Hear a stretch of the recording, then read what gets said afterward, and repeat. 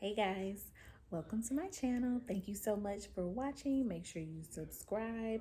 Make sure you turn on your notifications so you'll know whenever I post a video. I'm very excited about you joining me today because today is my first video where we're just going to get right into it. We're going to talk about working from home with these kids. Okay. So I don't know how you guys are doing it. You people that are working from home with your kids 24/7, that's typically not my situation. I actually go into the office every other day. So it's either a Tuesday, Thursday, or Monday, Wednesday, Friday. I'm in the office. My husband Reese, he's working from home every day. So, but recently our daycare shut down, and it shut down for the next 2 weeks. Now, mind you, I have a 9-month-old and a 3-year-old. So having the two of them home for 2 weeks, Reese and I home, we both have very demanding full-time jobs. So yeah, we're walking around here on coffee and more coffee because that's just what it takes. So I'm like, how are you guys doing this? But I just came up with 5 things that I've learned this week, this first week of the 2 weeks, that has, I think, kind of helped us get through. And I thought I'd share with you and anybody else that may come up on a situation where you're normally at work or your kids are normally at daycare, but guess what? It got shut down. So what do? How do you pivot so quickly? So you would think that in this pandemic, we're used to pivoting, but I just can't, like, it's still a shock when it happens. It's like, oh, school's not going to be closed for the next 2 weeks. Figure it out. Yeah, so this is what we did. Okay, so the first thing we had to do was that we just decided, okay, let's sit down and look at our work schedules. Forget everything else. What does the work schedule look like? And so, I may see that, oh, I have a meeting on this day, a meeting on that day. I gotta block this amount of time on this day because I'm gonna be in meetings like the whole time. And so I need you to figure that out. Figure out what to do with the babies. And then vice versa. I'm like, okay, bet. So we know what is the most pertinent things we have going on with our jobs. That's set, right? And so once we had that established, then it was just, we had to ask each other, okay, so what are we going to do with them in those times? So we kind of created like a loose rhythm. I call it a rhythm because a schedule gives me anxiety and makes me feel like I gotta, be there at this time, can't be late type thing. So I create rhythms. We're gonna get up same time we normally do as if we're going to school. We're going to get them dressed. They're going to have breakfast because they're still, like, with them being so young, there still needs to be an element of consistency. So we're going to get them dressed. We're going to, they're going to eat their breakfast, and we're just not going to walk out the door. Okay. You're going to sit down and you're going to color while mommy is on a call. You're going to work on your puzzles, work on your letters. You're going to read a book to your friends, i.e. Elmo and Minnie Mouse. Things like that, And then with the baby, it's like, okay, tummy time. You're on your tummy. I want you to try to go reach for this and reach for that because she's starting to try to crawl now. So as long as you're in eyes view, you're good. All right. And then as long as you're fed and dry, don't forget that part because, yeah, they're not going for that. So create that loose rhythm based on, what you got around the house and what you can work with. And whatever you don't have, if you're able to, like on the weekends, go ahead and grab some stuff. Go to the dollar store. The dollar store is your friend. Go to the dollar store, get you a bunch of coloring books and crayons and puzzles and matching cards and all that stuff. They got it all. Go to the dollar store. So yeah. So first, you're gonna compare schedules with your spouse if you have one, and if not, just look at your own schedule. Just know what your work week looks like. 2, you're gonna create a loose rhythm for the kiddos, so the blocks of time when they need to be occupied, when they need to be doing something quiet, like coloring or reading, or if it's a block of time when you're working, but they're able to be loud, so they can go play hide and seek or red light, green light, or whatever they want to play. Okay, So the third thing is to pre-plan those meals and all the snacks. So I don't know about your kids, but with mine, when they're at home, it's like they feel like they should be able to eat all day. I'm like, I know you don't eat like this at school, but okay, we're gonna accommodate because I need you to be quiet. So what I did was I just came up with, I went ahead and, thought ahead. Okay, what are they gonna eat for breakfast, lunch, dinner, and what are the 5 million snacks gonna be? What are your options? You got string cheese, you got animal crackers, you got a fruit cup, you got popcorn already popped in the bag. There you go. Okay. Lunch, you're gonna have a peanut butter and jelly sandwich, or ham sandwich, grilled cheese sandwich, turkey sandwich. Notice all of those are quick and can be done, boom. Okay. And then for dinner, go ahead and make your dinner. Make enough food, make like 2 meals that can last you. Pull out the crock pot, okay? Pull out the sheet pan. I told y'all about the sheet pan meals. Pull it out.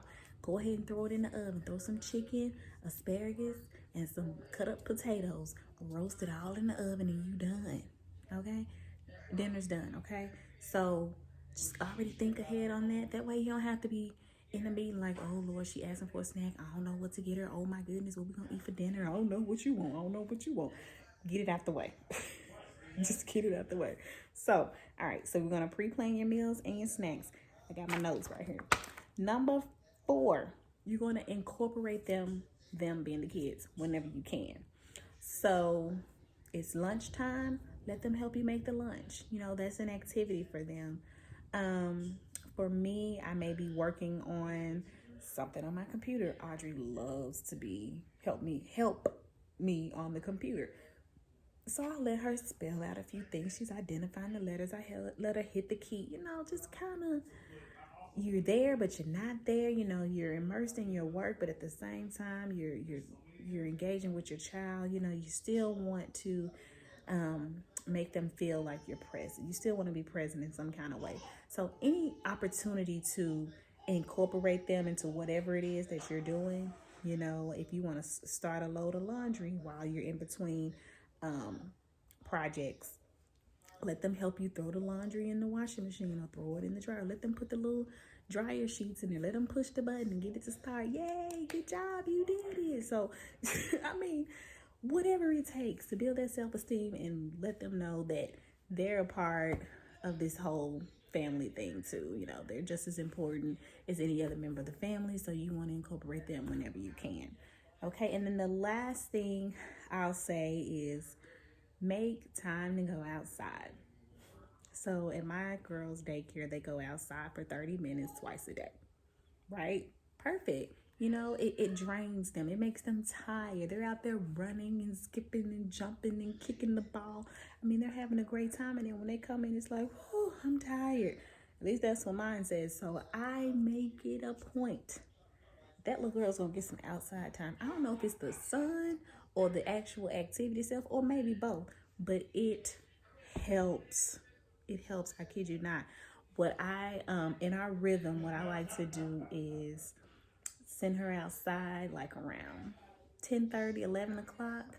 Let her kick the ball, and that's my little. Try to get a little break in right there where she can kick the ball. She can go down the slide. She can swing. We have like a little play yard out there. And other little activities for her to play with. She likes to do hide and go seek, whatever it takes that's going to burn some energy. I let her do it. And I'll tell her, why don't you just run around the yard 10 times? And we're going to count and it's going to be so much fun. She's like, yes. I'm like, yes. Because when you go in, you're going to eat your sandwich and you're going to take your nap. And it's a wrap. So at the same time, you're looking like the fun parent, and then you're going to get her tired enough just to sleep long enough for you to get more work done. And then the last thing I want to say in a realistic way is that you're not going to get all your work done. You're not going to get it all done within those set of hours because, especially if you have littles, because you have to dedicate some time to them and give them that attention. So some days you may get it all done between 8 and 5, and some days you're not. So give yourself grace. know that there are going to be days where you're going to have to, like, let's say, like right now, while I'm recording this video, she's taking a 3 hour nap right there in there.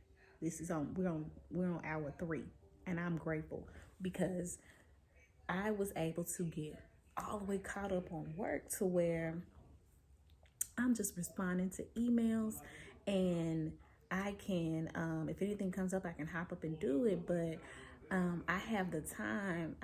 I've set aside. I've managed my time well enough to where I'm not behind on anything. Nothing is pressing. I'm available, but I'm not stressed at the moment. Whereas tomorrow may be completely different. I may be totally behind on emails, calling people back constantly because I just can't get caught up.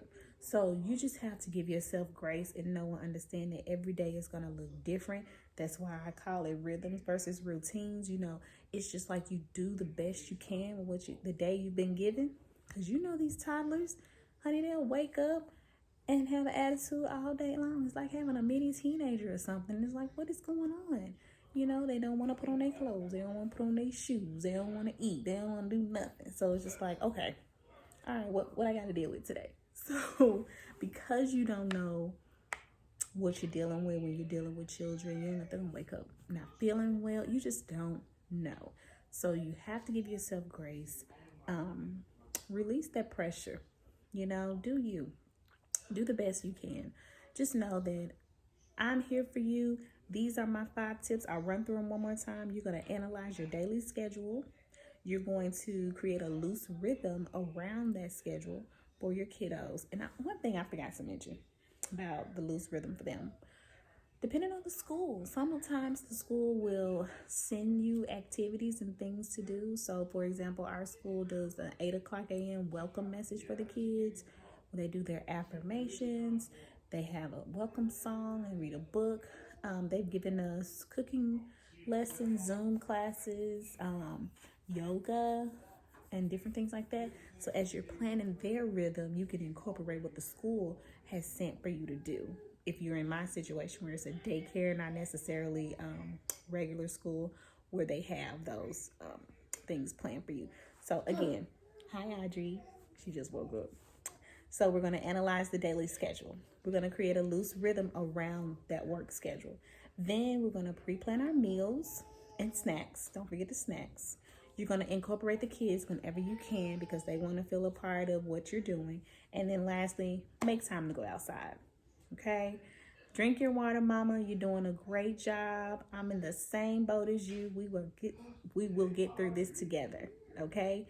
So, like I said, please subscribe to this channel. Turn on your notifications so you know whenever I post a video. Don't forget to join our Facebook group, The Intimate Secrets of Motherhood. And then you can, of course, follow me on Instagram at The Madeline Collins. Love you with the love of the Lord. Bye.